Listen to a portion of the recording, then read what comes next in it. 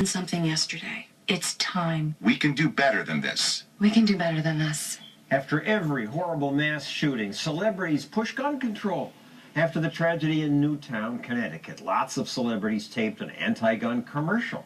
They listed past shootings. Columbine, Virginia Tech, Tucson, Aurora, Fort Hood, Oak Creek, Newtown, Newtown, Newtown. Newtown. How many more? How many more? How many more celebrities are going to testify in this commercial? Makes me want to say... Enough. Enough. Enough. Enough. The actors demand new gun control legislation. Demand a plan. Right now. Right now. You! Demand it! Now, I think they're just foolish to believe that one more plan would make us safer, but it's nice that they have a cause they believe in. Except, many are hypocrites, as radio host and former Hollywood screenwriter Michael Medved.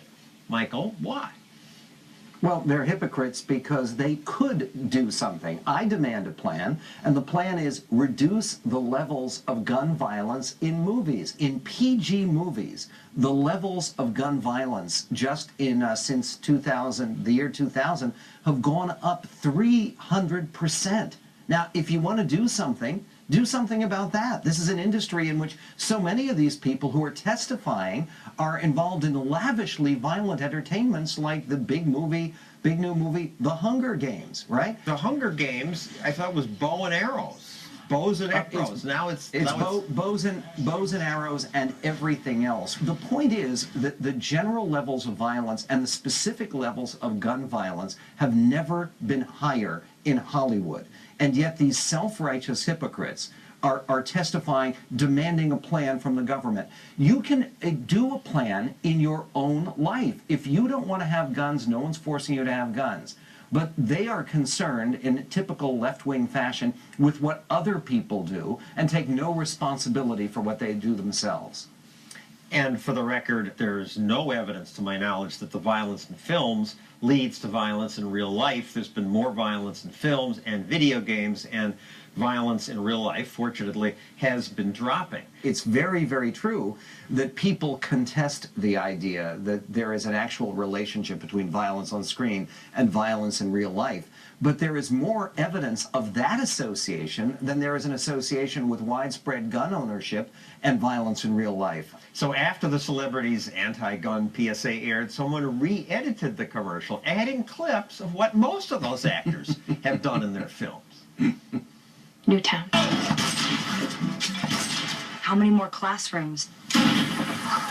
Okay, I can understand why people like that. How many more movie theaters? Here we go. Good, yes.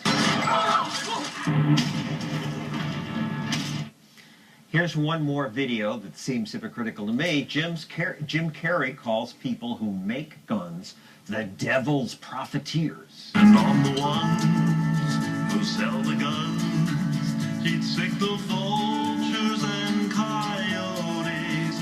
Only the devil's true devotees could profiteer from pain and fear. On Twitter, he said, "This video is about you heartless unwilling to bend for the safety of our kids." Which is unbelievable. And you see, this goes to, it seems to me, the biggest difference between the libertarian right and the crazy left is, for those of us on the right, look, I do care about a bunch of issues. I care about the environment. So I plant trees and I pick up litter, right? But they care about what other people do. What is necessary as a message, it seems to me, for Americans regarding gun violence and everything else, is care about yourself. Make the difference that you can make rather than trying to compel other people to do what you want them to do. That desire to control other people is at the very, very heart of the statist and collectivist project, and boy, do I hate it. Me too. Thank you, Michael Medved. Next. Thank you, John.